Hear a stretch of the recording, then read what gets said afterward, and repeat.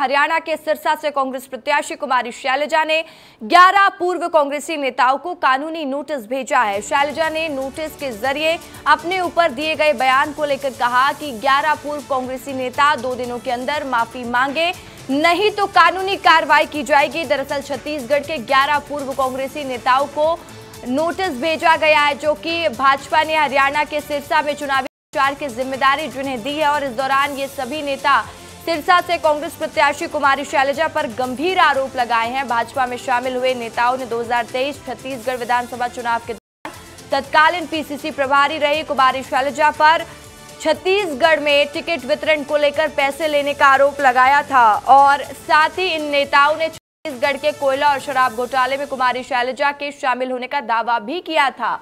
इस नोटिस पर उप मुख्यमंत्री विजय शर्मा ने कहा कि पूर्व कांग्रेसी नेताओं ने ठीक ही कहा है। जो लोग भाजपा में शामिल हुए हैं वो उसी पर आरोप लगा रहे हैं जिनके प्रभाव में ये सब हुआ है, और उन्हें तो कहेंगे। कुमारी शैलजा को मानना चाहिए कि उनके संरक्षण में पार्टी में क्या हुआ है। ईडी ने अपने प्रेस नोट सब कुछ स्पष्ट कर दिया है।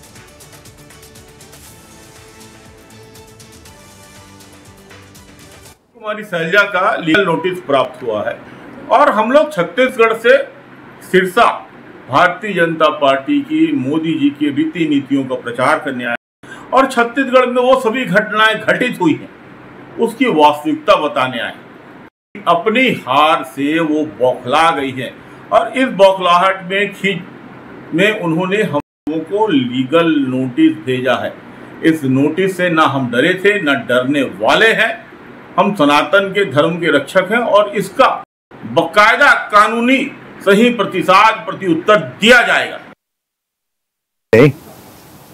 ठीक ही कहा जो भाजपा में शामिल हुए उन लोगों ने, और जो सच था वो कहा। जिसके प्रभार में जो कुछ हुआ उसी को बताया। शराब के घोटाले से कोई नकार नहीं सकता है। ईडी का उसमें प्रेस नोट है, ईडी का उसमें डॉक्यूमेंट है, ईडी के जांच है, उसमें सब कुछ है। महादेव ऐप के घोटाले से कोई नकार नहीं सकता है। उस समय के कोल घोटाले से कोई नकार नहीं सकता, उसी समय का मामला है सब। तो कहा कि इनके संरक्षण में होता है तो क्या गलत कह दिया? बिल्कुल ठीक कहा है। और ये 11 लोग जो हैं उनको ध्यान आ गया है भाई कि अभी ऐसे सरकारें नहीं चला करती हैं, सरकार को मेहनत करके काम करना चाहिए, इसलिए कहा इन्होंने। तो देखिए, फोन लाइन पर इस वक्त मेरे सहयोगी खोमन साहू जुड़ चुके हैं। खोमन, बताइएगा कि 11 पूर्व कांग्रेसी नेताओं से माफी मांगने की मांग करती हुई कुमारी शैलजा नजर आई और कुमारी शैलजा ने कहा है कि सभी आरोप झूठे हैं। क्या आरोप लगा, विस्तार पूर्वक बताइएगा। देखिए, अलग अलग तरीके से संगठन के साथ कुमारी शैलजा जब प्रदेश प्रभारी थी रसिका छत्तीसगढ़ में, तो वो तमाम जो 11 कांग्रेसी छत्तीसगढ़ से प्रचार के लिए गए हैं वो तमाम कांग्रेसी प्रदेश प्रभारी के साथ काम करते थे। अब जिस तरीके से प्रदेश प्रभारी जब यहाँ काम करती तो उनके ऊपर आरोप लगा था कि जो पैसे देकर टिकट वितरण करती है। इसके अलावा जो भ्रष्टाचार का आरोप कहीं ना कहीं जो 11 नेता गए हैं वो लगाते हुए नजर आ रहे हैं। अब इसी को मुद्दा बनाकर जो कुमारी शैलजा है वो उन्होंने 11 लोगों को नोटिस जारी किया गया है। नोटिस जारी करने के बाद जिस तरीके से छत्तीसगढ़ की जो सियासत है वो गर्म हो गई, अलग तरीके से बयानबाजी का दौर देखने को मिल रहा है। लेकिन कहीं ना कहीं जो बीजेपी है वो अलग रणनीति के साथ काम करती है रसिका, क्योंकि जो 11 नेताओं को जिन 11 नेताओं को भेजा गया है उनमें से 11 नेता उनके साथ काम कर चुके हैं। तो उनकी रणनीति कुमारी शैलजा कैसे प्रचार प्रसार करती है, कैसे काम करती है, उनको बहुत अच्छे से जानते हैं और यही कारण है कि बीजेपी ने वो 11 नेताओं को भेजा है। दूसरी ओर अगर बात की जाए तो रायबरेली में आपने देखा था किस तरीके से जो राधिका खेड़ा है उनको पूर्व मुख्यमंत्री भूपेश बघेल के सामने भेजा था। लेकिन फिलहाल जिस तरीके से जो नोटिस जारी किया गया उसको लेकर प्रदेश में लगातार बयानबाजी और सियासत का दौर शुरू हो गया है। जी चलिए, ठीक है, बयानबाजी और सियासत का दौर शुरू हो चुका और लगातार हम देख रहे हैं। अब इस पर कुमारी शैलजा ने भी खोबन ये कहा है कि माफी मांग लीजिए। कुमारी शैलजा क्या संकेत देने की कोशिश कर रही हैं? देखिए, उन्होंने साफ तौर पर उनके बयान से ये झलक रहा है कि अगर माफी नहीं मांगेंगे तो लीगल नोटिस जो उन्होंने जारी किया है उसको आने वाले दिनों में और कड़ी से पूछताछ करेंगे, क्योंकि बहुत सारे ऐसे आरोप है जो कुमारी शैलजा के ऊपर तमाम जो 11 सदस्य यहाँ से गए वो उन्होंने आरोप लगा। और यही कारण है कि कुमारी शैलजा ने एक तरीके से चेतावनी दी है 11 लोगों को कि माफी मांग लीजिए, माफ कर दूंगी। अगर माफी नहीं मांगेंगे तो आने वाले दिनों में और भी कड़ी कार्रवाई वो कर सकती है। ठीक है, तमाम जानकारी के लिए शुक्रिया खुमन आपका। इस वक्त की बड़ी खबर सामने आ रही है, जहां शराब घोटाला मामले में आज कोर्ट में पेशी होगी। पूर्व आईएएस अनिल टुटेजा को कोर्ट में पेश किया जाएगा। अनिल टुटेजा की रिमांड आज खत्म हो रही है। स्पेशल कोर्ट ने 14 दिनों की न्यायिक रिमांड पर जेल भेजा था। तो बड़ी जानकारी शराब घोटाले से जुड़ी हुई लगातार हम आपको दे रहे हैं और इस पूरे मामले में पूर्व आईएएस अनिल टुटेजा को आज कोर्ट में पेश किया जाएगा। आज अनिल टुटेजा की रिमांड खत्म हो रही है। स्पेशल कोर्ट ने 14 दिनों की न्यायिक रिमांड पर जेल भेजा था।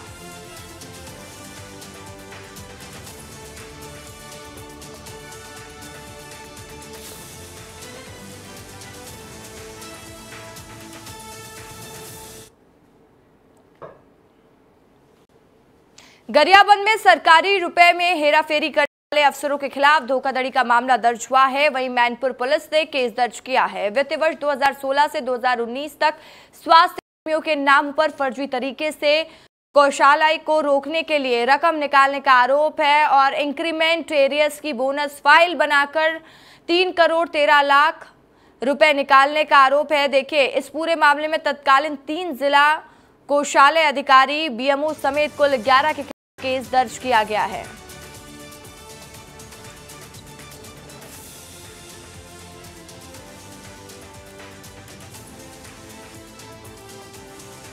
तो हेराफेरी करने पर अफसरों पर केस दर्ज हुआ है। लगातार हम देख रहे हैं किस तरह के मामले सामने आ रहे हैं। स्वास्थ्य कर्मियों के नाम पर निकाली गई है रकम। पूरा मामला हम आपको बता देते हैं, गरियाबंद का है, जहां सरकारी रुपयों में हेराफेरी करने का पूरा मामला है। अफसरों के खिलाफ धोखाधड़ी का मामला भी दर्ज कर लिया गया है। मैनपुर पुलिस ने केस दर्ज किया है। वित्तीय वर्ष 2016 से 2019 तक स्वास्थ्य कर्मी के नाम पर फर्जी तरीके से कोषालय से रकम निकालने का ये पूरा आरोप लगाया गया है। इंक्रीमेंट एरियस की फाइलें हैं, उसको बनाकर 3 करोड़ 13 लाख रुपए निकाले गए हैं। 3 करोड़ 13 लाख, आप समझ रहे हैं कितनी बड़ी राशि है ये। और इस बात तत्कालीन 3 जिला कोषालय अधिकारी बीएमओ समेत कुल 11 लोगों के खिलाफ केस दर्ज किया गया है।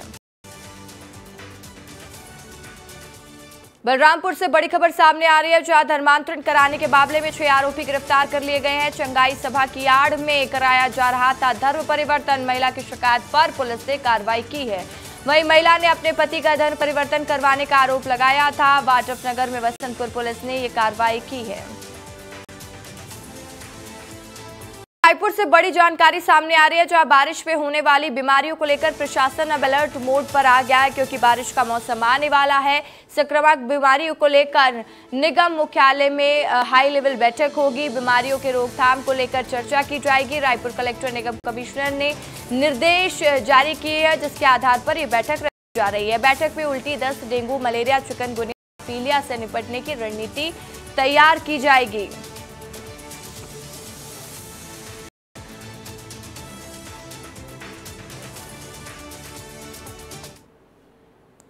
छत्तीसगढ़ में मौसम का मिजाज बदला हुआ है। पिछले कुछ दिनों से लोगों को गर्मी से थोड़ी राहत मिली है। प्रदेश का पारा सामान्य से कम बताया जा रहा है, तो कहीं कहीं तेज धूप से लोग परेशान हैं। वहीं दक्षिण छत्तीसगढ़ इलाके में गरज चमक के साथ तेज आंधी चलने के आसार दिखाई दे रहे हैं। इसके साथ ही हल्की बूंदाबांदी भी हो सकती है। मौसम वैज्ञानिकों की माने तो जल्द ही प्रदेश के मौसम में परिवर्तन देखने को मिलेगा।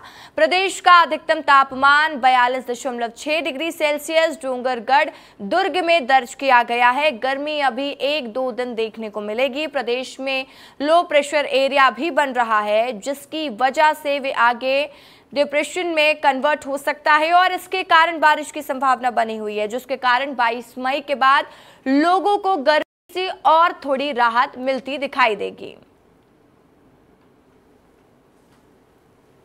गर्मी अभी 1-2 दिन आपको देखने को मिलेगी। उसके बाद क्या है, 22 तारीख से एक और लो प्रेशर एरिया एक बन रहा है और वो जो है आगे बढ़कर जो है डिप्रेशन में कन्वर्ट हो जाएगा और उसके कारण से जो है थोड़ी सी राहत छत्तीसगढ़ को फिर मिलेगी, क्योंकि बारिश की संभावना बन रही है। ये मानसून जो है आपको लगभग 15 तारीख या उसके आसपास यहाँ दस्तक देगी, ऐसा अनुमान है।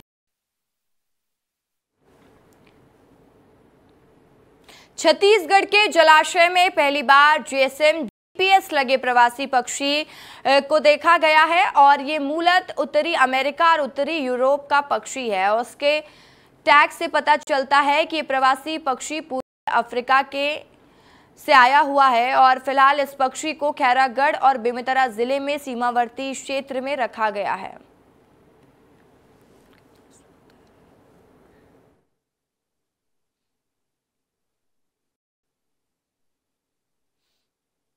हमारे यहाँ डेफिनेटली इसका जो मिलना है सुखद और एक खुशखबरी की बात है।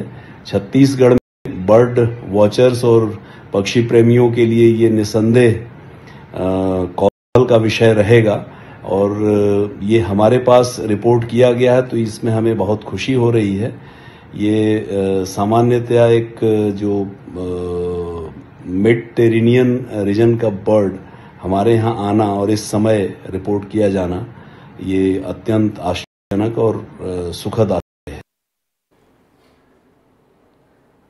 और अब खबर रायपुर से है। रायपुर में राज्य स्तरीय मतगणना प्रशिक्षण की ट्रेनिंग शुरू हो चुकी है, जहां राज्य निर्वाचन आयोग के अधिकारी एआरओ को ट्रेनिंग दे रहे हैं। आपको बता दें कि 7वें चरण के मतदान के बाद पूरे देश में चुनावी शेड्यूल और शोरगुल थमने वाला है और बाद 4 जून को चुनाव के नतीजे आएंगे और इसी को लेकर निर्वाचन आयोग पूरी तैयारी में लगा हुआ है। रायपुर में जिले भर के एआरओ और मतगणना अधिकारी प्रशिक्षण ले रहे हैं। मतगणना का ये प्रशिक्षण सुबह 10:30 से शाम 6 बजे तक चलने वाला है। रायपुर में न्यू सर्किट हाउस में 1 दिवसीय प्रशिक्षण कार्यक्रम में कई अधिकारी मौजूद रहे, जहां सुचारू मतगणना को लेकर ट्रेनिंग सहित तमाम विचार विमर्श किए जा रहे हैं।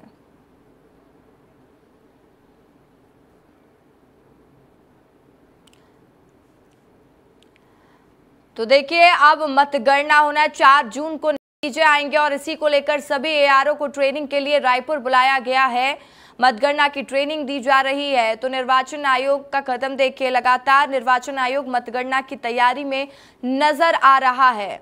एआरओ को ट्रेनिंग दे रहे हैं। आपको ये भी बता दें कि 7वें चरण के मतदान के बाद पूरे देश में चुनावी शोरगुल थम जाएगा, जिसके बाद 4 जून को चुनावी नतीजे आएंगे और इसी को लेकर निर्वाचन आयोग पूरी तैयारी चुका है। रायपुर में तैयारी लगातार जारी है। अनमोल तिवारी मेरे सहयोगी इस वक्त फोन लाइन पर जुड़ चुके हैं। अनमोल, जानकारी दीजिएगा, सभी एआरओ को बुलाया गया है, अधिकारियों को प्रशिक्षण दी जा रही है मतगणना की, क्या कुछ अपडेट और किस तरह से ये ट्रेनिंग दी जा रही है, बताइएगा।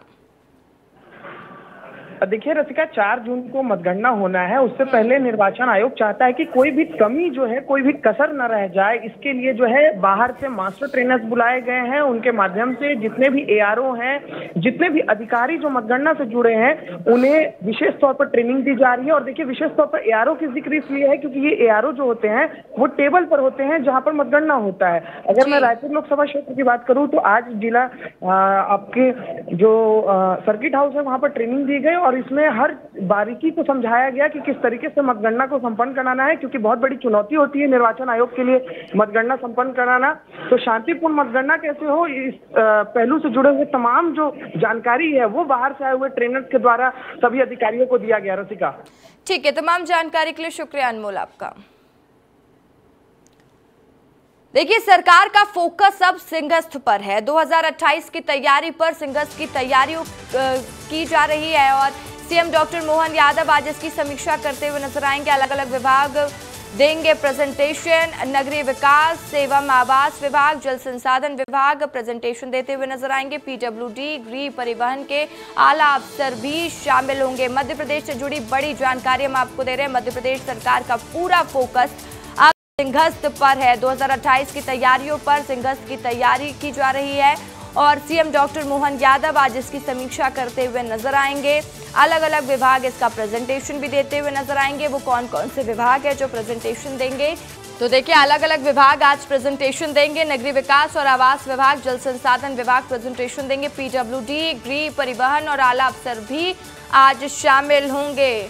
डॉक्टर मोहन यादव मध्य प्रदेश के मुख्यमंत्री तमाम चीजों की समीक्षा करते हुए नजर आएंगे। सरकार का पूरा फोकस अब चुनाव के बाद सिंहस्थ पर नजर आ रहा। 2028 की तैयारियों में भारतीय जनता पार्टी और सरकार लगी हुई है। छत्तीसगढ़ की 11 लोकसभा सीटों को लेकर चुनाव समाप्त हो चुके हैं और ऐसे में राज्य के हर मतदाताओं को चुनाव परिणाम का इंतजार है। लोग तमाम समीकरणों के आधार पर नतीजों का अंदेशा लगाने में जुटे हुए हैं और राजनीति को जानने वालों की नजरें मुख्य तौर पर रायपुर सीट पर टिकी हुई है। ऐसे में रायपुर लोकसभा सीट की वोटिंग समीकरण को लेकर दिखाते हैं ये खास रिपोर्ट।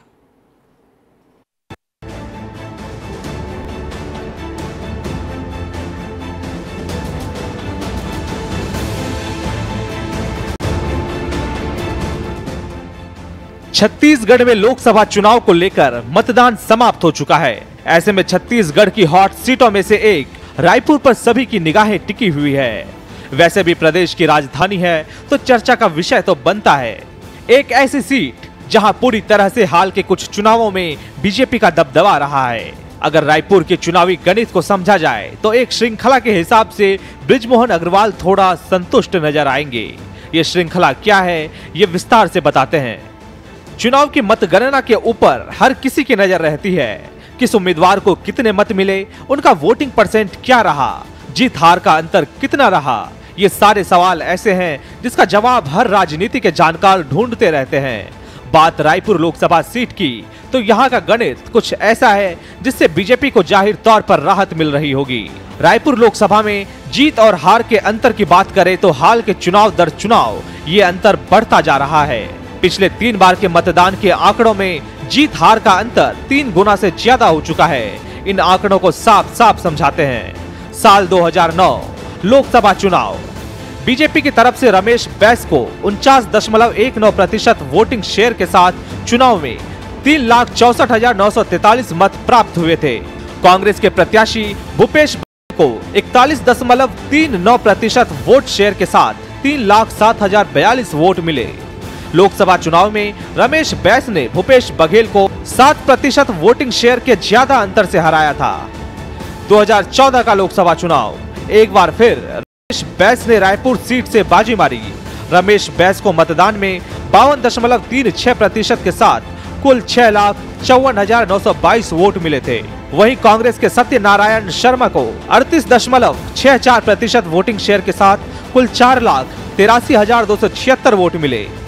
इस तरह बीजेपी के रमेश बैस ने इस चुनाव में करीब 14% वोटिंग शेयर के अंतर से चुनाव जीता था, जो कि पिछले चुनाव से 7% ज्यादा था। साल 2019 का लोकसभा चुनाव का नतीजा आया तो बीजेपी इस सीट पर 4 चांद लगा दिए। लहर में रायपुर सीट भगवामय हो चुका था। बीजेपी के सुनील कुमार सोनी को इस सीट से 60.01% वोटिंग शेयर के साथ 8,37,902 मत मिले। वहीं कांग्रेस प्रत्याशी के खाते में 4,89,604 वोट आए। कांग्रेस प्रत्याशी प्रमोद दुबे को 35.07% मत प्राप्त हुए। इस तरह 2019 के चुनाव में जीत हार का अंतर देखा जाए तो ये लगभग 30% तक पहुंच चुका है। 2009 में लगभग 7%, 2014 में लगभग 14% और 2019 में लगभग 30%। इस हिसाब से देखा जाए तो जीत हार में इतना बड़ा अंतर बीजेपी के लिए सुखद संकेत दे रहा है। हालांकि राजनीति अनिश्चितताओं के लिए जानी जाती है, जहां बिना मतदान की काउंटिंग के किसी भी भविष्यवाणी या आंकड़ों के हिसाब से परिणाम की पुष्टि नहीं की जा सकती। ब्यूरो रिपोर्ट, विस्तार न्यूज। और इस बीच पत्थलगांव से बड़ी जानकारी सामने आ रही है, जहां ट्रांसफार्मर में भीषण आग लग गई है। धू कर ट्रांसफार्मर जल गया, शहर की बिजली गुल हो गई। तो देखिए, स्थानीय लोगों ने आग पर काबू पा लिया है। तो इस वक्त की बड़ी जानकारी पत्थलगांव से हम आपको दे रहे हैं, जहां ट्रांसफार्मर में भीषण आग लग गई और धू कर ट्रांसफार्मर जलने लगा। पत्थलगांव शहर के जशपुर रोड का ये पूरा मामला है और इस पूरे प्रकरण से शहर की बिजली गुल हो गई है। लोगों को परेशानियों का सामना करना पड़ रहा। भीषण गर्मी इस वक्त और इस वक्त बिजली जाना लोगों के लिए बड़ी समस्या बनी हुई है।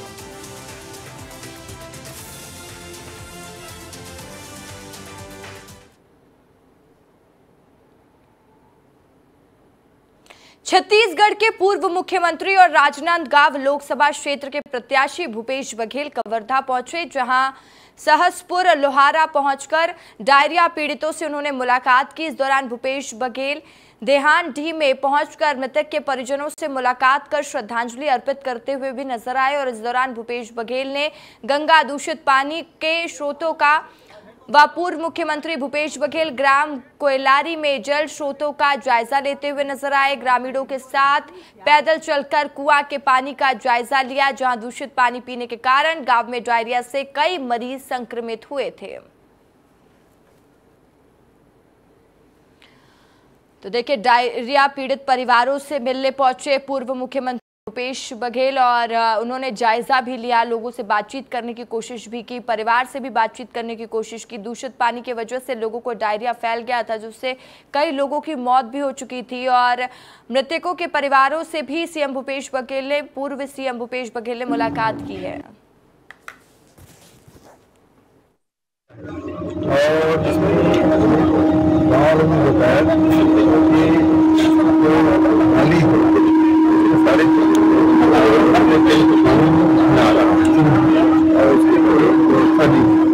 शौचालय बने हैं, बहुत सारे शौचालय बने हैं, मालिश कनेक्ट और वो पानी व्यापक पैमाने पे जो उस समय शौचालय बनाने का काम हुआ है और उसमें यदि एक नहीं लगा है, हुआ है तो उसका दुष्परिणाम अब देखने को मिला है।